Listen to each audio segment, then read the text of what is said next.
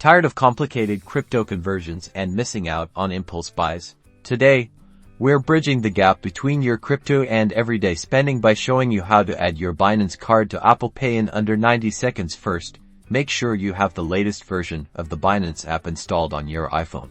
Open the Binance app and tap on the card icon, usually located at the bottom of the screen. If you don't see it, check the More section.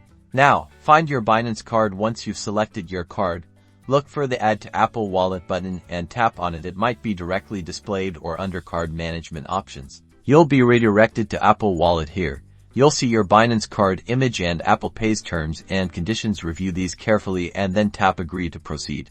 Next, Binance will verify your card. This usually involves sending a one-time password, or OTP, to your registered phone number or email. Enter the OTP when prompted to confirm your identity. Once verified, your Binance Card will be successfully added to your Apple Wallet. You'll see a confirmation screen within Apple Wallet. Now you can use your Binance Card with Apple Pay for secure and convenient purchases anywhere Apple Pay is accepted. Enjoy the seamless integration of crypto and mainstream finance. Don't forget to like this video and subscribe for more crypto tips and tricks.